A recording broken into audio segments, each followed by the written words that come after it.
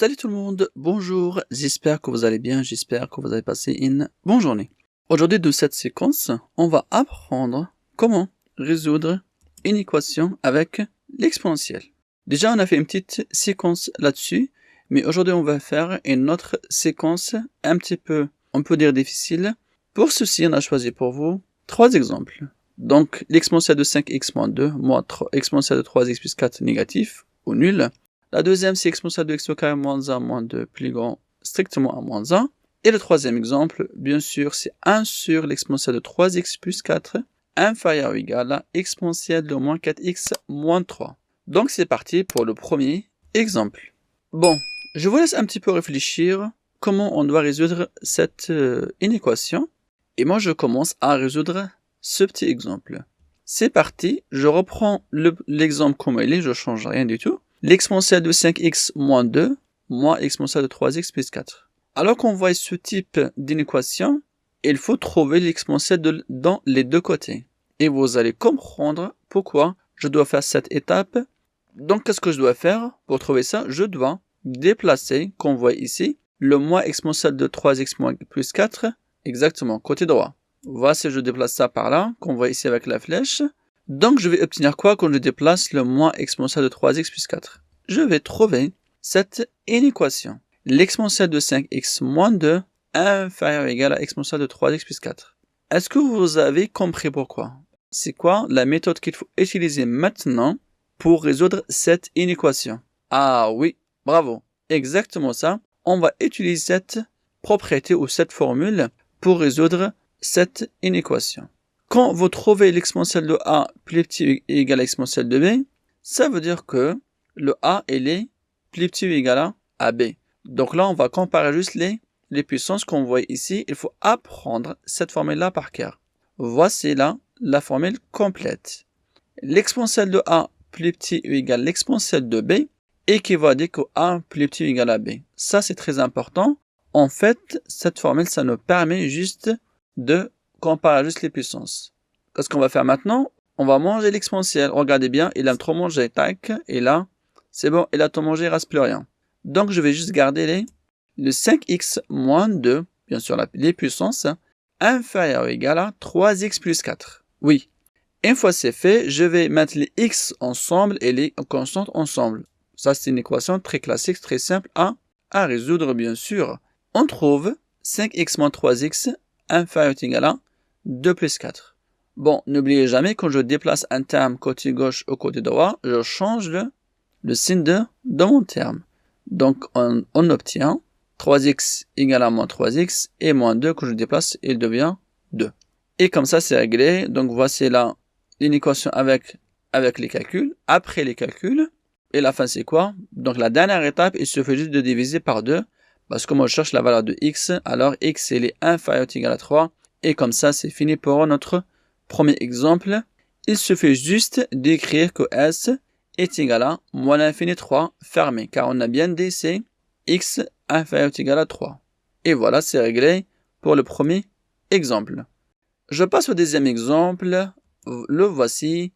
Exponentielle de x au carré moins 1 moins 2 plus grand moins 1. Alors là, c'est un petit peu différent. Déjà, on a juste un exponentiel avec des constantes. Et ça, c'est pas évident. Bon, réfléchissez un petit peu et moi, je commence à travailler. Je reprends mon exemple comme il est, je ne change rien du tout. L'exponentielle de x au carré moins 1 moins 2 plus grand que moins 1. Alors, à votre avis, qu'est-ce qu'il faut faire maintenant? Ah oui, très très bien. On va essayer juste de mettre l'exponentielle de x au carré moins 1 tout seul. C'est-à-dire, on va isoler le exponentielle de x au carré moins 1. Alors là, je dois déplacer quoi? Le moins 2.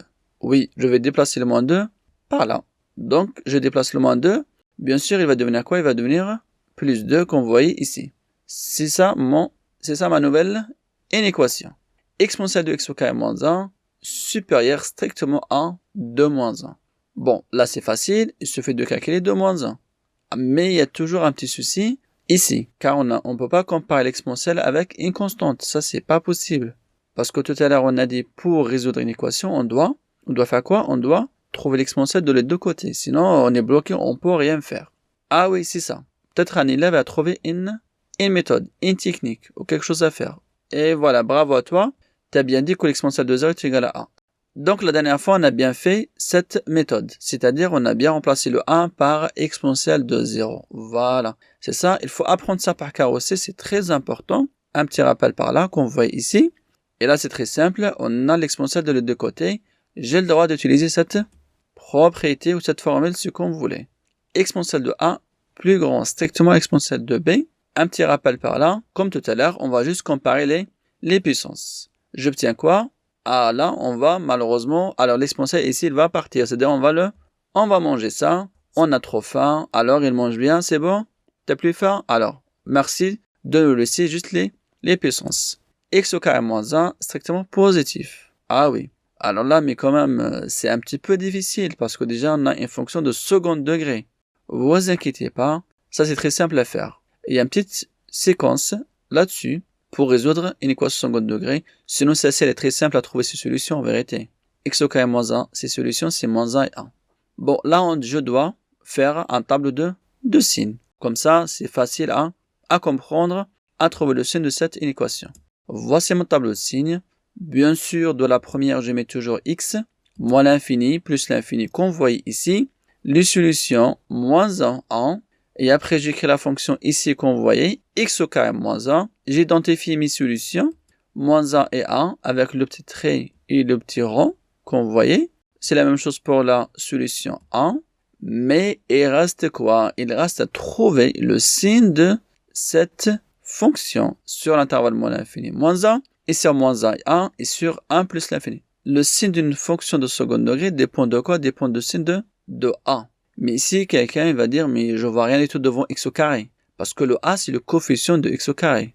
Si vous voyez rien du tout, c'est comme on a 1 ici caché. Vous voyez ici, là. Voilà, le 1 il est sorti. Donc le a est égal à 1. Mais il est comment? Il est positif. Bravo, très très bien, excellent.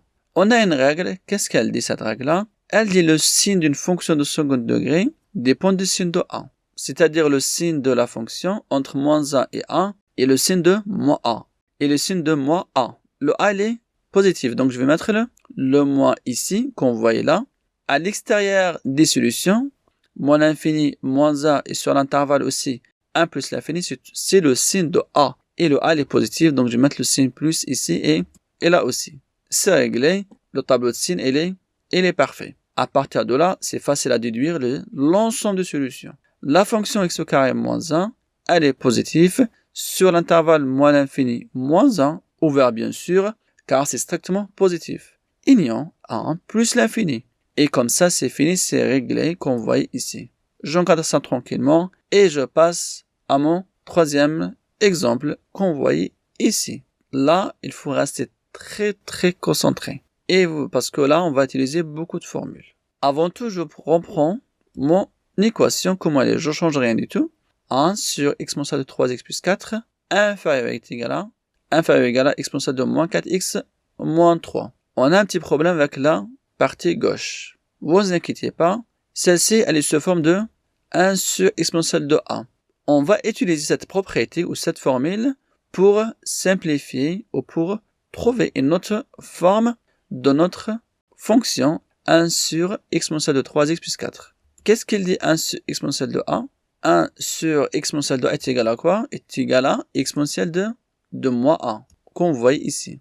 C'est-à-dire c'est la fonction inverse ici, tout simplement. Donc je vais utiliser cette propriété pour trouver cette inéquation maintenant, avec une autre forme.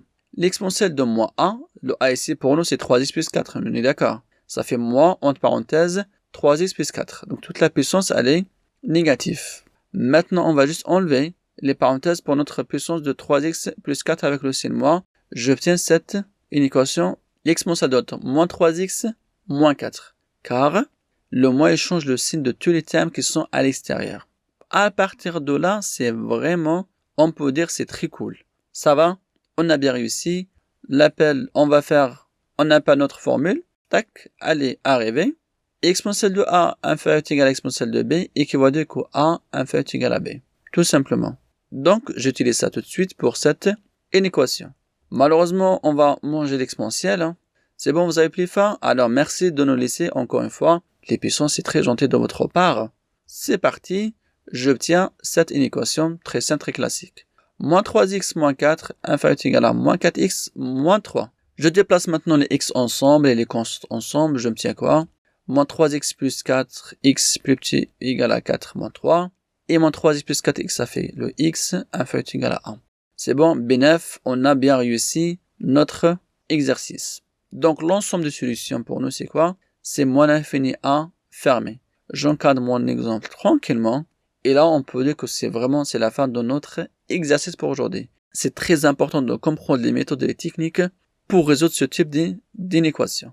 Je vous remercie. On se voit la prochaine fois. Au revoir et travaillez bien s'il vous plaît.